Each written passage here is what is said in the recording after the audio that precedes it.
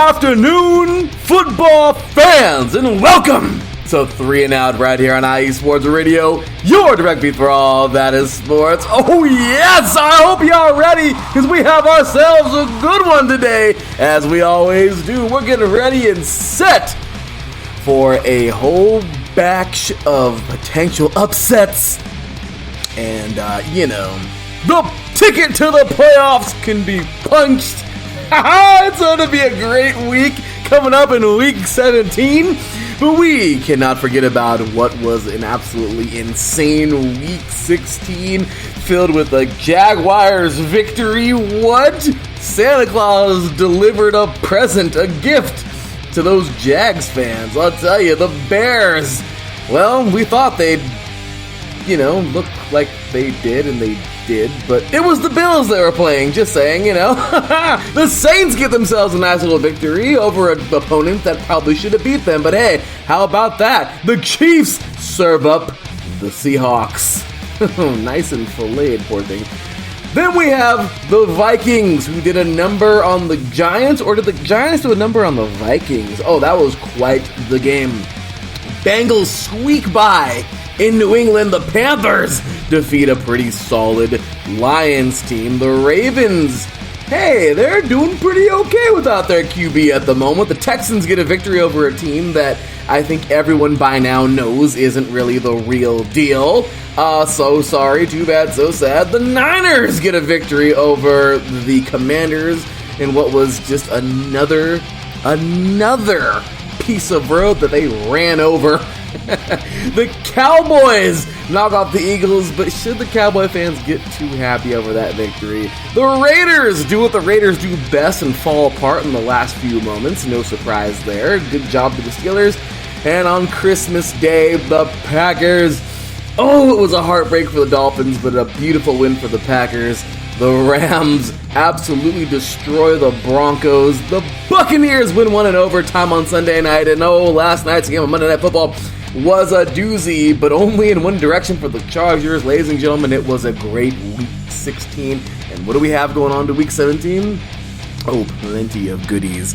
There are still gifts under the tree. And ladies and gentlemen, we are here to unwrap them one by one. You are now tuned in live to 3 and Out, right here on IE Sports Radio, your direct feed for all that is sports.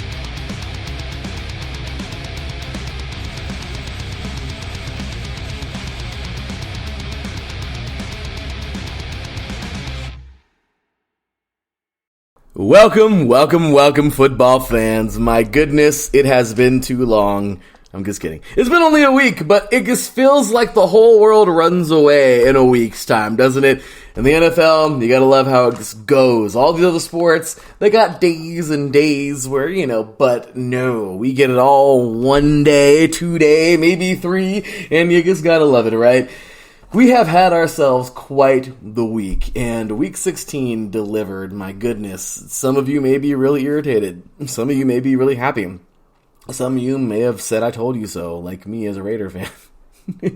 And others are just left stunned. I mean, it has really been a great week of football, and I hope all of you had enjoyed it. First things first, I hope all of you had a Merry Christmas. Yeah, how about that? Yeah, that's right.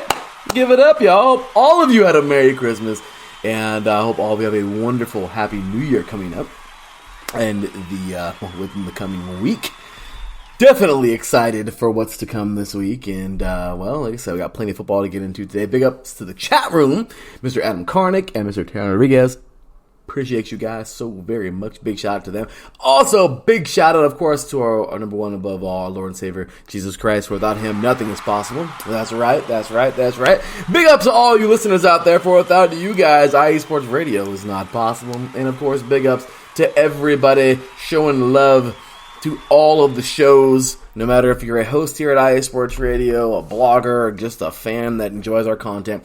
We thank you all. Big ups to our Patreons. You can head over to IESportsRadio.com and figure out how you can be a Patreon. We definitely appreciate you. Big ups to Emlo's Great, Mrs. Parsons. We have Anonymous and Bay Area Apparel. Appreciate you guys so very much. And gotta show love to everybody, of course, to everyone who makes this thing tick. So, with that said, let's get on into the action. Man, it was a good one. And, I guess I can't be surprised about a couple of these teams. We all knew the Broncos were just going in a downward spiral. Some people say, oh, it's Russell, it's Russell. You know what, y'all? Yeah, I get it. Russell's not playing his best, but that damn team isn't playing their best. They look terrible. Honestly, the Broncos can say what they want to about whoever. That defense, they're so good. They're so good. Really, y'all? If y'all are that good, y'all want to be allowing, and don't even play with me on that. I played on horrible teams with horrible offenses. And I know what it's like to barely get a drink of water and go back out there. You man up. That's what you do. But too bad, so sad. I guess that's not what they do. So, it is what it is. The Broncos need their new quarterback, but I think they also need a makeover. That defense isn't that good. I don't know what everyone's raving over. Seriously, Jerry Jeudy is probably the only player on that offense that's actually decent right now. I just don't see anything. So anyway, we can get into the Broncos later on, but don't be coming at me telling me that it's all Russell Wilson, all right? Also, we're going to get into, I think, a Bears team that is really gelling, you guys. I saw a Bears team that wanted to fight, and you know what? That's all they could want to. That's all you can want as a fan, right? Is to see your team actually try, unlike the Raiders. We'll get to them later. But I love it. I loved what I've seen from the Bears, even though they got destroyed this week. The Giants, man. I mean, you know what? Good for the Giants. Like, straight up, I am so excited for this team moving forward. The Vikings are the better team. They were, okay? They had the greatest comeback in NFL history by a point last weekend. They had, or the week before this, they have had some issues in the last couple of years, but they've gotten better.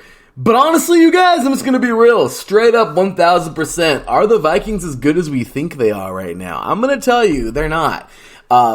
Sorry, but I don't know. There's just signs there that show me that this team's going to get to the playoffs and sputter.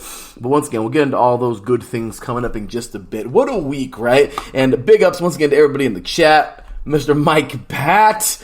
Drinking a good wine lately? No, not lately, good sir, but you can suggest all the ones you like, that is. Mr. Adam Karnick says here the Broncos wanted to go for a ride. Unfortunately, it was a crash test course. Yeah, Bears front office might be tanking this year, but the players are putting it on the line every week. Just don't have the talent. But damn it, they're trying, Adam, and that's what I'm talking about. There's effort. Mike also wants to talk about the Broncos here. Broncos are not screwed necessarily. They have a little bit of a cap space plus easy routes to creating more and making some signings. No, agreed there. And yeah, Adam says that the Vikings are not as good as their record. We're definitely going to talk about that in a bit. Oh my gosh, so many great things to get into today, and I am just really excited for this, y'all. So, with that said, we're going to do a little bit something different today, and I'm really excited for this. If you guys want to follow along, I wanted to try something a little bit different today. Instead of just talking about the games and everything, I am going to get into the games, but there's a article that was posted a couple hours ago by Jeff Kerr, Kerr of CBS, and I will be going off his article today because I like what he wrote. He wrote some really cool stuff, and he wants to talk about one thing that we learned about each team in Week 16. So if you want to go ahead and Google that on CBS Sports, and let's go ahead and check it out together, and we'll go over every team this week, and kind of just get into that. Quick hits, but let me know what you think in the chat room, and I thought he brought up some really good points, and I'll give you my thoughts and opinions on that as well. So, with that said, go ahead and pull up the article, grab you something delicious. We are kicking off 5 freaking full hours of back-to-back shows here at iSports Radio tonight. This is show number 1 of 5. I hope you're ready to rock and roll, y'all, because we're coming full force. You are listening to 3 and Out right here on IE Sports Radio, your direct feed for all that is sports. We'll be right back recapping what was a crazy Week 16 in the NFL right after this. The world's best footballers and best football clubs on one big stage. the greatest club competition of them all. The UEFA Champions League, all season long on USRN.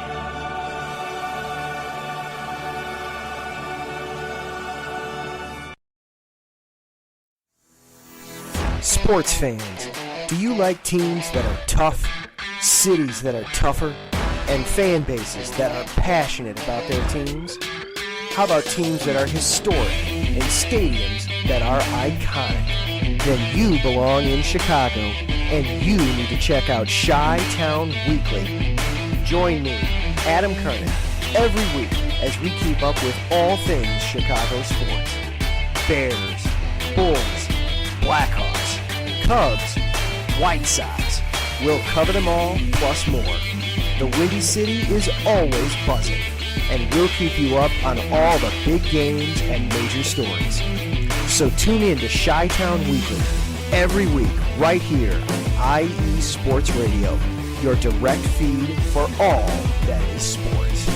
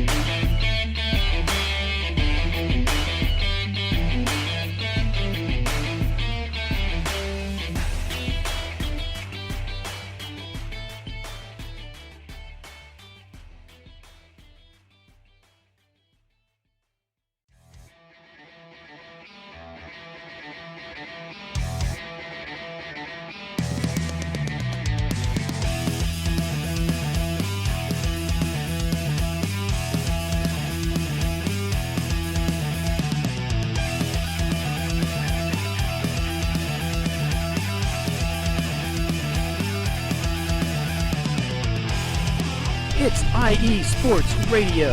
It is your direct feed for all that is sports. It is Philly Sports Talk with Cash and Chris every Tuesday night right here on IE Sports Radio, your direct feed for all that is sports. Philly Sports Talk with Cash and Chris is the most comprehensive view on Philadelphia sports exclusively right here on IE Sports Radio. You know what it is, your direct feed for all that is sports. Tuesday night, IE Sports Radio, Philly Sports Talk with Cash and Chris. Have you guys ever been playing like a video game, like Madden, or, you know, a game even in your childhood, and you're beating the crap out of one of your friends, and you know you're significantly better, and then like a week later, right? You kind of guess there's like a flute game, or you're not feeling the best, or you kind of just, it's just not there that day, and you're kind of just like blah, but you know it's deep down, you got to dig, and you're just, like I said, you know, and your friend gets up on you, like, you know, and starts winning, and there's that, like, that joy they get where they're like, yeah, I'm better, I knew it. And then you just kind of give them that smirk, like, all right, let's run one more and I'll smash you. You know what I mean? Don't get too excited. Okay, it's kind of mean to bring something like that up, but let's just be real. Let's just be real. That was kind of the Eagles and the Cowboys this week. I'm sorry, but you know, I'm just saying the Eagles didn't have their guy. You know, and I'm just saying, don't get too excited, Cowboy fans. Yeah, y'all fought a dude with one arm tied behind his back, and you might have won, but let the other arm get free, and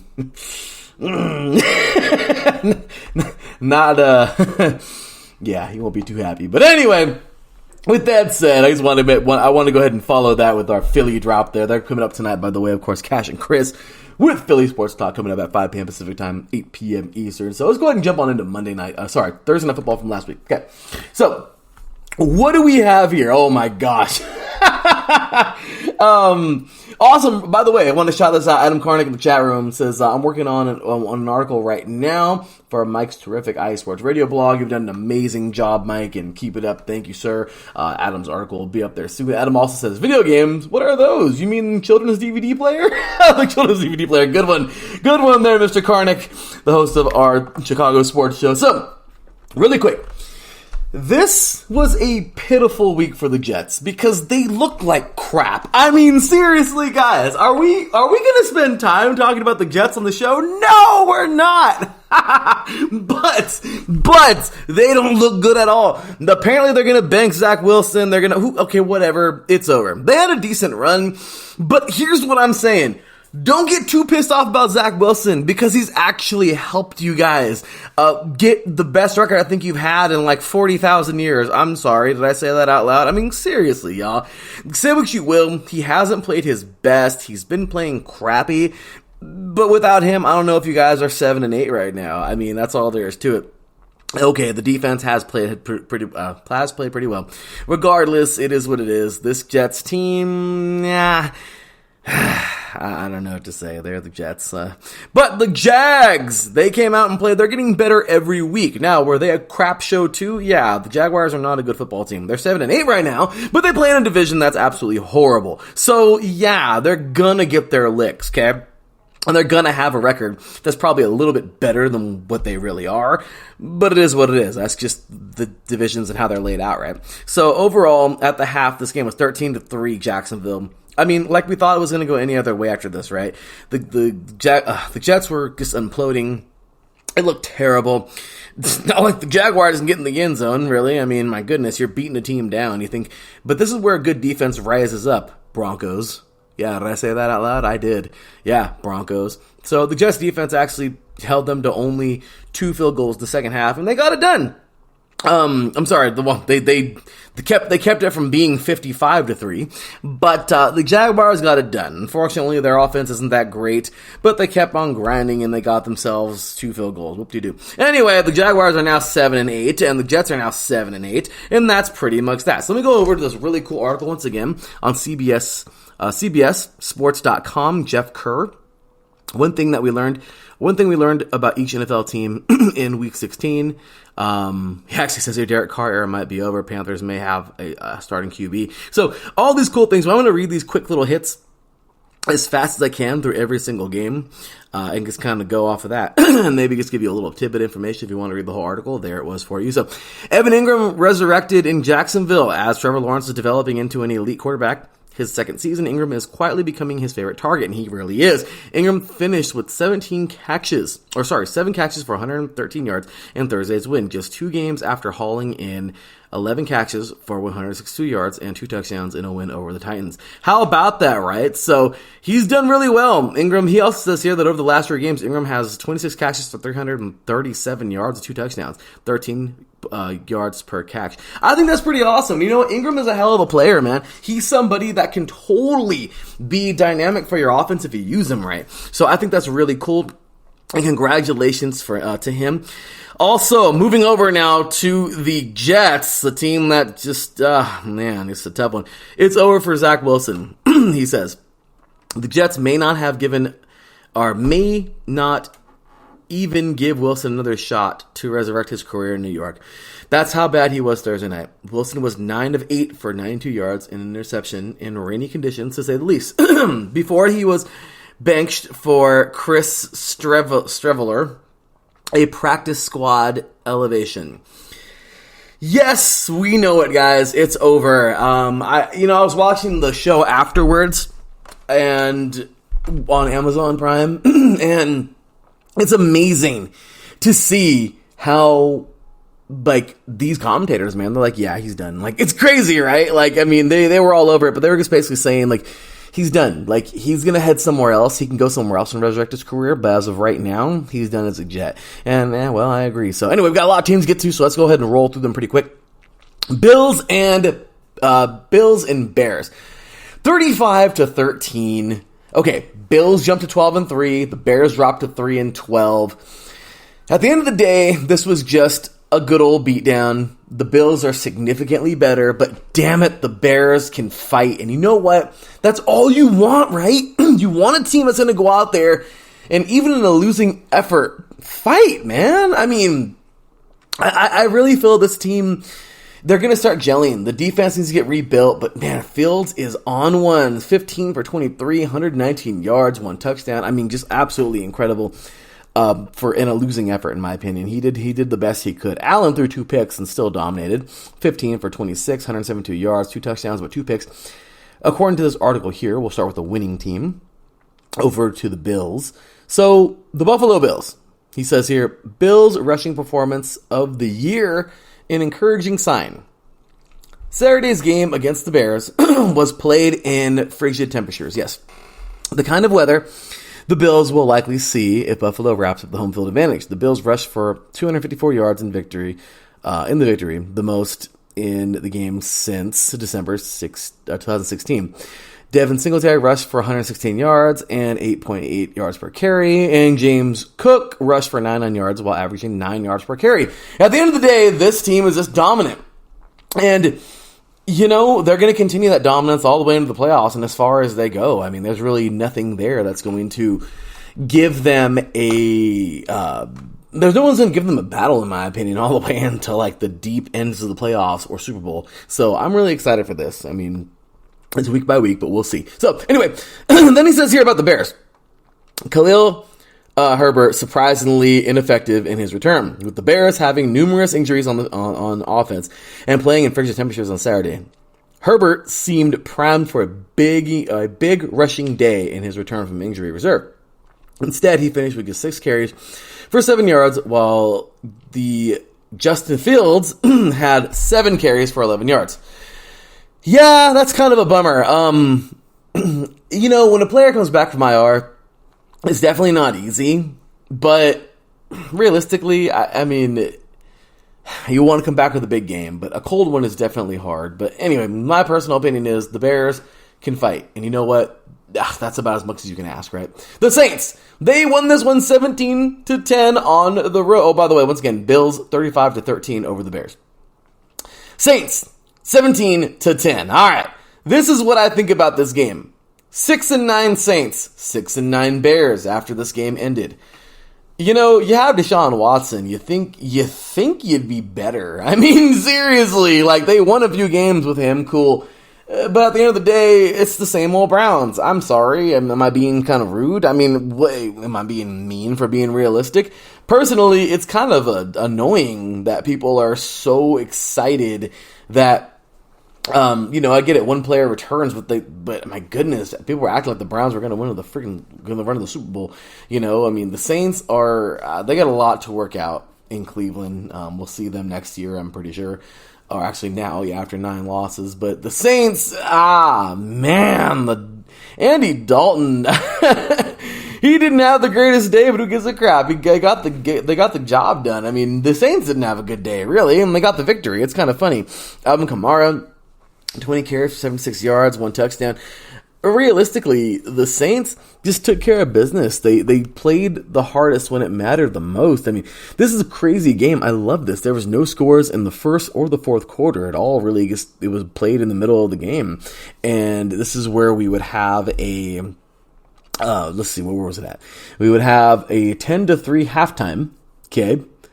And Cleveland's up. Cool.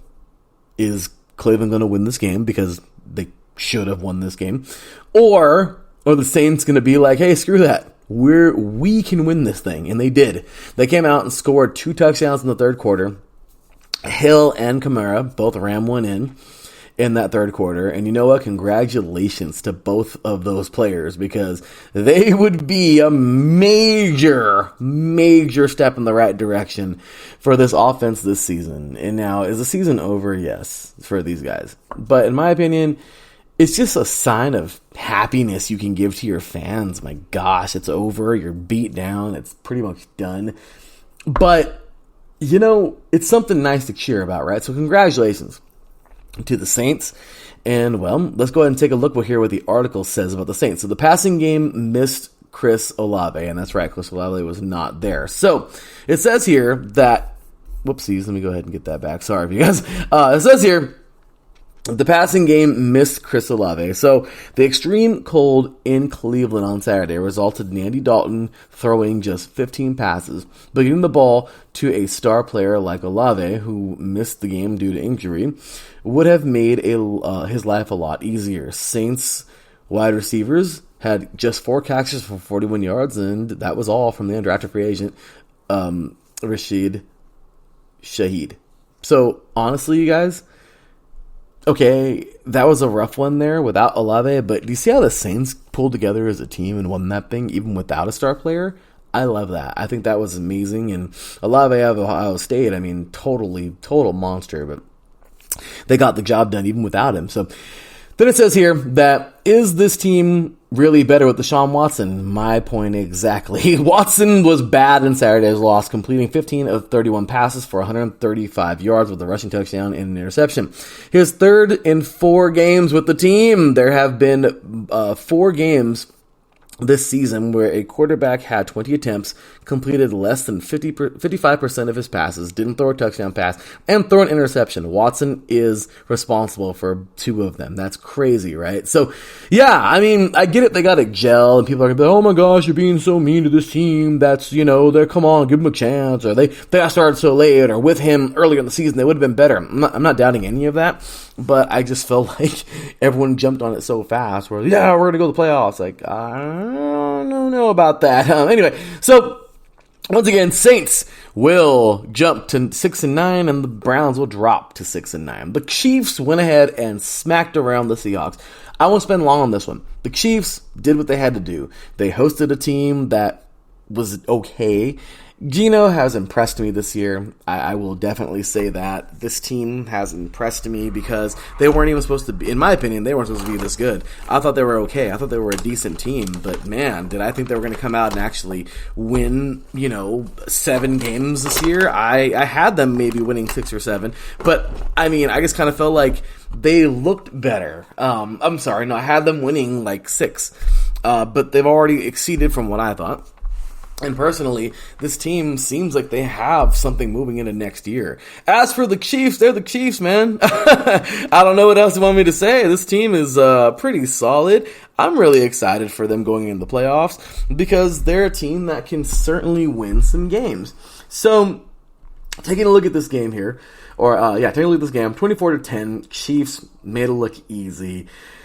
Halftime is 17-13 Chiefs. I mean, my only shock about this game is the Chiefs didn't score more points in the second half. That's pretty much it. So, for the Kansas City Chiefs, this article here says that Steve Spagnuolo may have found a way for the pass defense to shine. Head coach Andy Reid revealed after Saturday's win that the Chiefs defense coordinator had cornerback L'Jarius Sneed shadow the Seahawks top receiver, which worked out very well for the Kansas City's defense. Crazy, right? DK Metcalf did finish with 7 catches for 81 yards, but Seattle had just 200 yards passing on the day. Sneed allowed 6 catches for 74 yards and a 70.1 passer rating when targeted. A strong sign for what may be in store for the Chiefs defense in January. So allowing just 10 points to a top 10 offense is nothing to scoff at. Absolutely, right? Certainly. I thought that was pretty solid, and hey, they may have found a little bit of a secret potion there in Kansas City. Also in Seattle, the article says, offensive line needs help this offseason. Yeah, the loss to Kansas City wasn't a banner day for Seattle's young offensive line, as the Seahawks allowed 3 sacks and 15 pressures. I mean, seriously, guys, yeah, they need a lot more, though. Geno is under fire, but they need more. I mean, they need more weapons. Like, Metcalf is there, but I don't know. That defense also needs to be a little, spruced up, because if you can slow a team down like Kansas City, give your offense a chance, that always is that's, of course, the main reason, right? The Vikings, okay, unimpressive, personally, because really, when it comes down to it, this Giants team has been very good this year, but with as good as the Vikings have been, I mean, come on, y'all. Really? Like, I thought this would be a little bit different. But anyway, the Vikings squeak one out barely as time expires. with 0-0-0 on the clock, Greg Joseph will nail a 61-yard field goal, 27-24. Okay, they got it done. They're 12-3 on the season. The Giants will drop to 8-6-1. But overall, you guys, I just don't know. I don't see it. I don't see the Vikings doing very much. This is the game they coulda, shoulda, woulda, absolutely just went off in, showed everybody they can beat a strong team. And yeah, Mike says here Vikings are fool's gold. I could not agree more, good sir. So according here to the article, let's head on over to the Minnesota Vikings and see what they say. Start going a little bit faster. We only got 30 minutes left here in the show. So the pass defense remains a concern. This is worth repeating every week, but the Vikings pass defense allows the most passing yards, 281.4 per game in the NFL, and is 29th in net yards per attempt, 7.7. Yeah, guys, this is sad. I mean, honestly, they can't stop crap through the air. They've just been kind of sluggish, in my opinion. I don't understand how people can keep on saying the Vikings look like a deep playoff team. It's insane, actually. Going over to the Giants, covering tight ends is a problem. TJ Hawkinson, which is a beast, had his way against the Giants defense, catching 13 passes on 15 targets for 109 yards, 2 touchdowns. Okay, we understand that the Giants, yeah, they need their help on defense as well. But overall, if there is anything positive there to say about the Vikings, big day for TJ Hawkinson. Glad that he is out of Detroit, but at least on a team that he can win on. Regardless, though, yeah, the Giants definitely some help in that linebacker core. I mean, my goodness, the Giants for this year. The Giants and the Jets have been such a surprise. Honestly, a little bit of help in the middle, this team is going to be pretty solid. The Bengals squeak one out, y'all, over. The Bengals squeak one out over the New England Patriots, 22-18 on the road. The Bengals are now 11-4 on the season. The New England Patriots are now 7-8. I mean, this is crazy. Personally, look, Chase back, yes, solid. The Patriots played this game better than I think they've played any game this year, because they fought a very, very, very good team all the way down to the bitter end. They came back in that second half. It was a tale of two halves, you guys.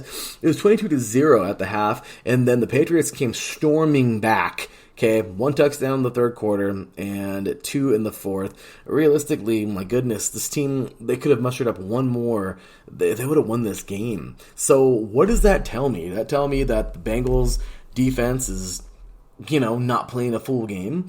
Is that saying that the Patriots are starting extremely slow? For what reason? I don't know. Is Mac Jones really the answer? You keep hearing that over and over and over, right? We know Burrow is the man over there in Cincinnati. We know that Higgins is a beast. We know Mixon gets it done. We know Lamar Chase is going to get things done. We know that the Bengals are the Bengals. So there's really no excuse for them to have played like that in the second half. But the Patriots, there's question marks all over this team, right? So going to this article, let's see here. He says about the Cincinnati Bengals, says here that the run game has sputtered in crucial stretch. Absolutely. So as the Bengals fight for home field advantage and the AFC North title, their run game has been a major problem over the last 2 games. Cincinnati has just 73 rushing yards in Saturday's victory, and Bengals are averaging 63 yards rushing per game over the last 2 contests. Wow. Yeah. Once again, you can't run the ball, you're not winning. All right. I mean, it's very hard to just be one-dimensional, right? Then we head on over to New England. And it says here, Matt Patricia finally realized Kendrick Bourne exists. Perhaps it took 4 months for Patricia to get over his reported offseason issues with Bourne, but the Patriots wideout had a season-high 6 catches for 100 yards in Saturday's loss. Bourne had just 8 targets in the 3 games prior, but had 9 in week 16. Solid. Maybe he's the guy. I mean, who knows? But right now, the Patriots need all kinds of help. Very tough game for these guys. Certainly just a game that I did not think they were going to win, but I was hoping it would be close, and it was. What next for the Patriots? We'll find out. I don't think they're going to the playoffs at all. But personally, Yeah, run game must be fixed for the Bengals because, as you can see, they can't seem to put up more than 22 points in a defense that they should be able to put up more than 22 points. And you have the Patriots, who just can't seem to get it together on offense. But maybe now that they've sparked Bjorn, maybe he's the guy who can help them out a little bit more, get him some more touches. We'll see. All right, Panthers will take out the Lions. This wasn't the best game on TV or on Sunday Ticket, but overall, the Panthers just continue to show that, hey, we got balls and we can fight, kind of. Right?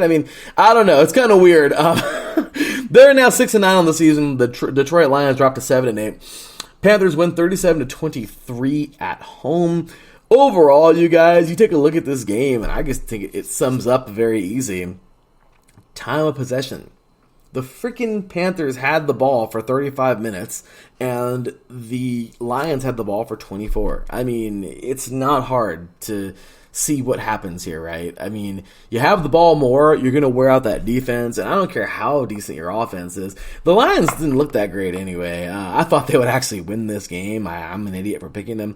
But at the half, it was 24-7. The Panthers went off, man. It was 7-7 after the first quarter, but they scored 2 touchdowns and a field goal in the second quarter. That was a big indication already. I didn't believe the Lions were going to come back from that, and they didn't. The Panthers came on and continued it, and you know what? Good for them. They fought like hell. I think that was a pretty good performance from Carolina, and they should be happy. They should be really happy right now that their team played this well. Even with, a team that doesn't look like a playoff team, but they're playing like one. So the article says here, Sam Darnold may have won the starting job for 2023. Lost in the shuffle of the Panthers' 320 yards on the ground and the franchise record 570 yards of offense with Darnold at quarterback, which is pretty awesome. Darnold completed 15 of 22 passes for 252 yards with a touchdown and a 121.4 passer rating, highest with the Panthers. Sweet, right? In Saturday's win, another efficient outing for a team that has a shot at a playoff berth. Okay, they can be a playoff team. Do I believe that they will go very far if they get in? No, but this team has at least gotten to the point to where they can be considered. And you know what? We'll see what they can do. But hey, let's see. Is Darnold finally waking up? Is he really the guy for this team? He's had chances before.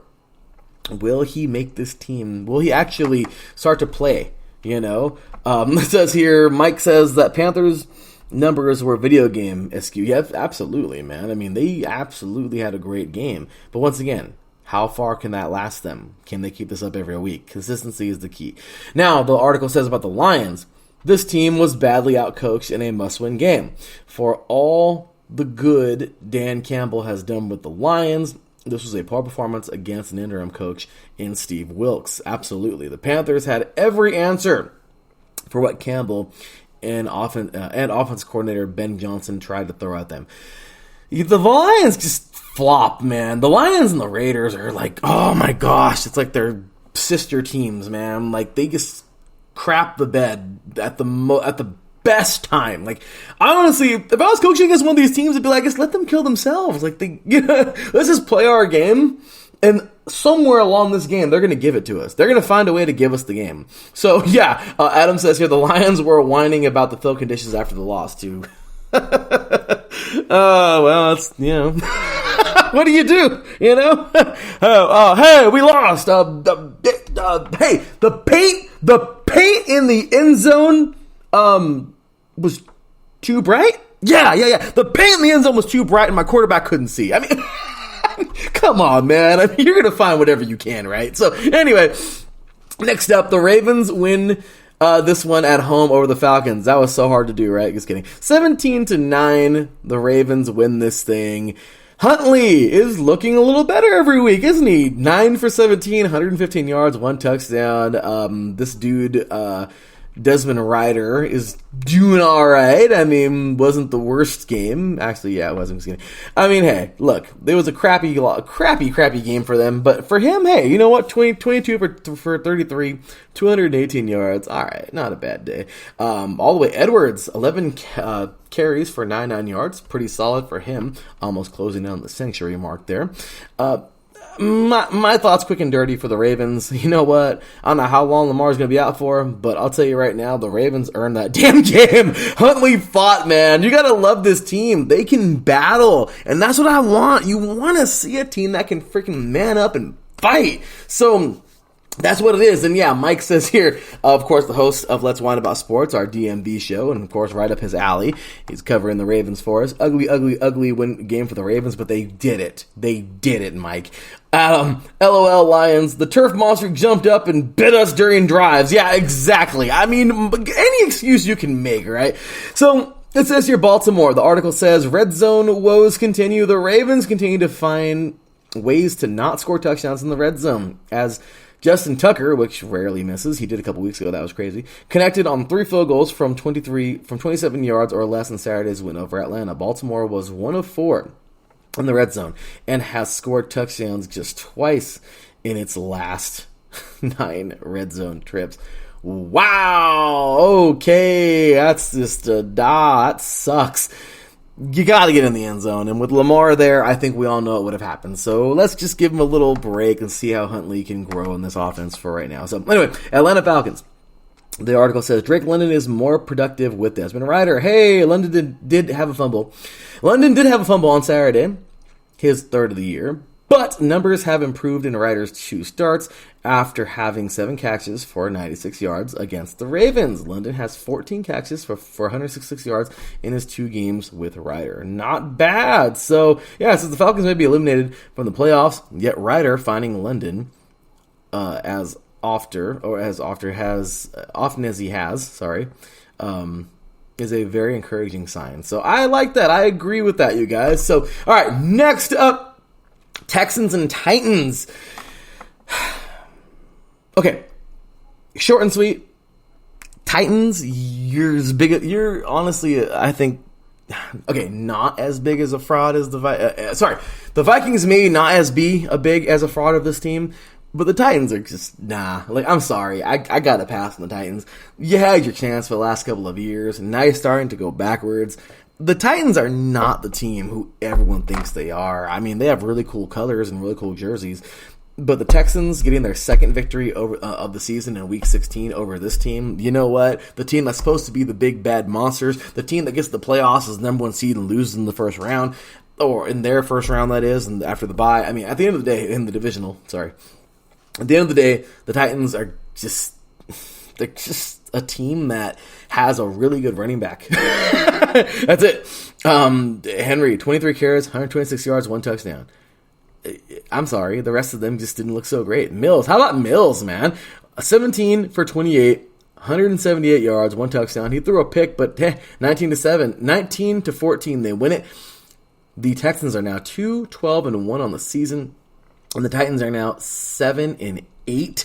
So let's take a look at the article and see what it says here about those Texans.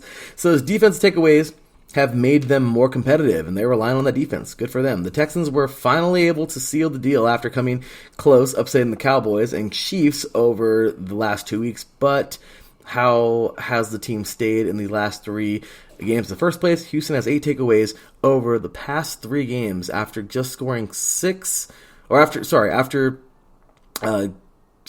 over the previous 7 contests. Amazing for this team, and you know what? Good for them. Maybe they found something. I mean, they're far out of the playoffs now. Okay, worst team in the NFL at the moment record-wise, but let them build on that. I think they'll get better. Tennessee, Derrick Henry has fumbling issues. Henry, I mean, yeah, unfortunately, he has.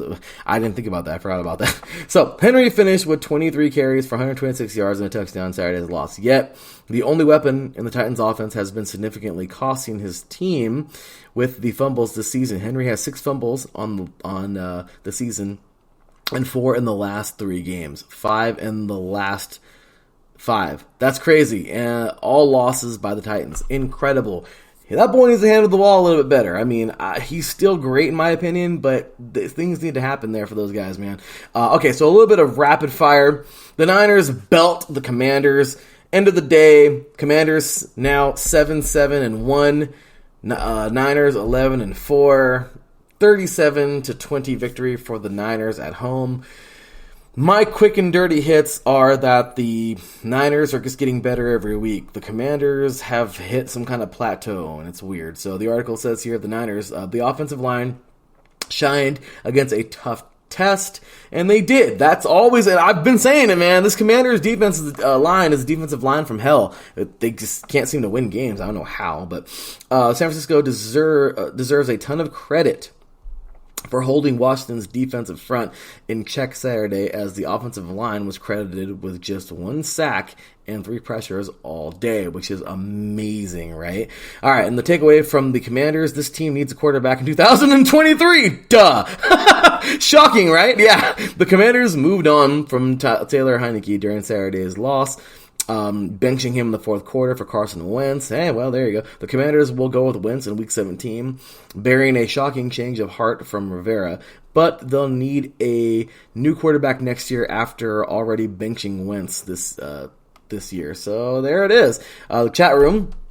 The Titans gave up way more than they really knew when they gave up the A.J. Brown trade. Absolutely. And, okay, Belt may be a bit harsh. Sorry. They did. They got beat down. I'm sorry. Anyway, Adam says here, the A.J. trade literally cost the Titans GM his job. That's how bad it was. Yeah, tough go for those guys. Cowboys win a game over the Eagles. Good for them. Yay. It was 40 to 34. Yay. They didn't have their guy, Jalen Hurts. Oh no. Let's see what this article says here. By the way, Philly will drop to 13-2. Cowboys jump to 11-4. And let's see here. So the Dallas Cowboys, how are we doing on time? Okay. I'm getting a little close on time, so I got to rush it up. But takeaways made up for a below-average performance from the defense. So the Eagles scored 27 points and racked up 442 yards with a backup quarterback against the Cowboys defense. But Dallas deserves credit for forcing uncharacteristic mistakes by a Philadelphia offense that doesn't make them. When they don't have that quarterback, it's a little tough, right? So anyway, with that said, for Philadelphia, let's take a look and see what it says here. Philly. Lane Johnson's injury is massive. Well, yeah, that's all. That has really hit them this season. Johnson is arguably the most important piece of the Eagles' offense, and that includes Jalen Hurts. The Eagles' right tackle left Saturday's game with an abdominal injury and will miss the rest of the regular season. That's a major hit. Hopefully, that backup can get in there and do something to make this, because this Eagles team right now is on a Super Bowl, in my opinion, on a Super Bowl freaking journey. Like, it's got to make things happen. Mike says here, the Rams belted the Broncos. The 49ers beat the Commanders safely. Okay, Mike, I get it, but still, the Niners went to town, man. They got a nice victory over the Commanders, so okay. Now, a team that truly does suck, the Raiders, were winning the whole gosh damn game. And what happens in the fourth quarter, the late fourth quarter? Well, we all know what's going to happen, right? The offense couldn't get it done, couldn't get down the damn field and just run out the clock. And of course, the defense just lets them go downfield, and they scored. Kenny Pickett will hit George Pickens for a 14-yard touchdown. Chris Boswell nails the extra point, and the Steelers win 13-10 at home. Rest in peace to Franco Harris, but still just a horrible loss for the Raiders, as they just love to give up leads late in the game and lose. Steelers will jump to 7-8. Raiders are now 6-9. The Raiders are trash, and the Steelers, good for them. The article says here, Kenny Pickett has clutch gene in him. Pickett's final drive is why the Steelers are still have a shot at the playoffs with 2 games to go in a rebuilding year. Pickett finished 7 for 9 and 73 yards in the final drive, which includes the game's winning touchdown to George Pickens with 46 seconds to go. Well-deserved win for Pittsburgh. Absolutely. And you know what? Congratulations to them. They needed this. But yes, the Raiders are freaking trash. And let's see what this article says. Don't be nice to them article. Let's see. The end may be near for Derek Carr, who freaking threw a pick. That's right, I forgot about it. He threw a pick at the very end. But yeah, Carr's tenure with the Raiders may be coming to an end, especially after his 3 interception performance in frigid Pittsburgh on Saturday. Carr leads the NFL with 14 interceptions and has thrown 28 over the past 2 years. I've been defending him forever, but that pick at the end of the game was inexcusable. That is, how could I forget about that? That's what set us up. The freaking offense couldn't get it done, and we lost. So yeah, Adam says, here's a segment we've all been waiting for. The Raiders suck again. Absolute trash. So, next up, On to Christmas Day. Those are all Christmas Eve. On to Christmas Day here. Let's go short and sweet. Packers looked amazing at the end of this game. The Dolphins had this game won, man. They were leading 20-13 at the half, and it was 20-20 at the end of the third quarter. All they had to do was just play a little more offense and be a little more aggressive on defense in the fourth quarter. But 2 field goals would get it done in the fourth quarter for Green Bay. Good for them. They earned this in 26-20 on the road. 7-8 they go, and the Dolphins will drop to 8-7. Taking a look here at what this article says about Green Bay. Aaron Rodgers still appears off. Rodgers didn't have his best game in Saturday's win. Hey, the field goals win it for them, right? Over the Dolphins, finishing 24 of 38 for 238 yards with a touchdown and interception. The Packers quarterback missed Christian Watson on a 4th and 2 pass that would have resulted in a touchdown, and his interception was a poor deep ball intended for Allen Lazard. So I guess a rough go for those Packers, man, but I mean, they could have done more, but regardless, they still got the victory, so I don't know what they're complaining about. Anyway, over to Miami, it says here. This team still doesn't run the ball enough. Absolutely. Mike McDaniels needs to practice what he preaches when he says he needs to run the ball more, because the Dolphins simply aren't doing that. The Dolphins ran the ball just 18 times, but gained 82 yards and averaged 4.6 yards per carry in Sunday's loss. Yeah, you might want to do the thing that a lot of teams are running away from. I don't know why, but yeah, Tua looked garbage. Absolutely, Mike. On to the next game. The Rams belted the Broncos. You happy there, Mike? They did. 51-14. I'm seeing rumors that Russell Wilson is gone now from the team, and like I said, this team just needs a complete makeover. The defense isn't even that good. I'm sorry. 51-14 once again. Rams will jump to 5-10. They're happy. That was a Super Bowl right there. And the Broncos, I mean, at least a big win, whatever. The Broncos dropped to 4-11. Article says here for the Los Angeles Rams. Let's take a quick look here. So, Los Angeles Rams says Bobby Wagner can still play. Perhaps Wagner was fired up to face Russell Wilson, but the 6-time All-Pro linebacker had a sack and picked off his former teammate as they faced off against each other for the first time. There's seemingly no bad blood between Wagner and Wilson, yet Wagner appeared to prove a point with 8 tackles and a sack and an interception. Congratulations to him for that solid performance. And as for the Broncos, I think this article is probably going to light into them. So let's take a look here and see. Where are you, Denver? There you are. All right, so Denver. Russell Wilson is officially lost. Wilson may have had his worst game as a professional, finishing just 15 of 27 for 214 yards with 1 touchdown and 3 interceptions in a 51-14 loss to a 4-10 team. Sorry. Yeah, it was just bad, and I don't know. Personally, he just needs to go somewhere else. Both of them need a fresh start, and it all starts coming up like today, in my opinion. Mike Paddle says also the Dolphins need to work on their concussion protocol. Yeah. That's a touchy subject I don't even want to get into, but yeah, if Tua needs the help, man, we need him to be healthy, just as a person, you know. And then on Sunday Night Football, the Buccaneers, after having a crappy season with Tom Brady at the helm, they win it 19-16 over a team they should have probably beaten the crap out of. 19-16 in overtime. The Buccaneers defeated the Arizona Cardinals. Buccaneers are now 7-8 on the season, and the Cardinals will drop to 4-11. So let's see what they say about Tampa Bay here in this article. All right, it says here, Tampa Bay. Tom Brady and Mike Evans have no chemistry right now. How did we get to this point with one of the best touchdown scorers in football? Evans doesn't have a touchdown reception in the past 11 games. This is a player who had 75 touchdown catches in his first 8 seasons. That's incredible. They need to get in sync, because that's true. How do they have the squad that they have, and there's not? This has just been a bad year for the Buccaneers. So anyway, over to the Arizona Cardinals. DeAndre Hopkins is ineffective with Trace McSorley at quarterback. Hopkins was targeted 10 times by the Cardinals' third-string quarterback, but had a measly 1 catch for 4 yards. My goodness, McSorley and Hopkins don't work together much in practice, but Hopkins was essentially ineffective in the passing game in a Cardinals offense that was limited to begin with. So rough go for those guys. That'll do it for Christmas Day games. And then on to the Christmas game, to the day after Christmas, yesterday. Monday Night Football, the Chargers absolutely whip all over the Indianapolis Colts, 20-3. 9-6, the Chargers go. They are now in the playoffs. The Colts will drop to 4-10-1. End of the story. This one was just a beatdown, and I don't know what's going to happen for those Colts. I'm guessing, Saturday is just the guy to fill in for now, of course. I don't know if he's going to be full-time or if he's going to get the full-time position, but they just need a full-on. They're in Bronco mode. How sad are the two horses in the NFL?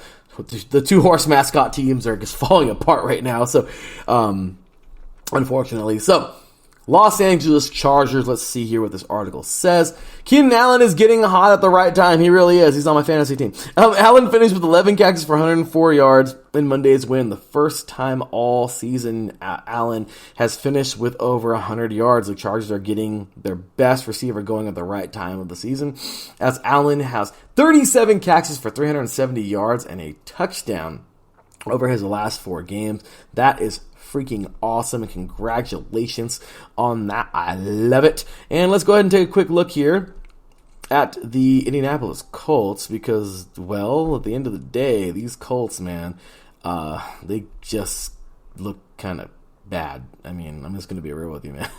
The Colts look like I don't know. But the article says the defensive front has been a quiet strength. For as much as a mess as the Colts are, their defensive front has been performing all year. Indianapolis had 4 sacks, 7 quarterback hits, and racked up 10 pressures in Monday's loss to the Chargers. So hey, at least there's something going for them, right? So we shall see. But time to play everybody's favorite game, quick and dirty style. I know we only have a little bit of time left, but in the AFC right now, the number 7 seed, which is currently the Miami Dolphins, will be playing the number 2 seed. And if the playoffs were to end tomorrow, or start tomorrow, the Dolphins would be taking on the Chiefs, which I think the Chiefs would win that game. And then the Chargers would be taking on the Bengals, the number 6 versus number 3 seed. I would go with the Bengals at this point. And wait a minute. Whoopsies. Sorry. This is all over the place. Sorry. So it would be the Dolphins heading on over. You know what? How about this? How about we go ahead and cue that music and have ourselves a little bit of fun on the outro. I'll also give my quick picks after this. So let's do this, y'all. Let's go ahead and end a little quick fashion, but I'm always down for that. So here we go, y'all. Let's cue the music and get up on out of here. Alrighty, well, the number 7 overall seed would be the Miami Dolphins. I would have them going to lose to the Chiefs. And then the number right now at the moment, it would be Jacksonville. We'll be heading on over to play the Bengals. I would definitely take the Bengals, and then the Chargers and Ravens would go head to head. Personally, I'm going to Ravens all day in that one.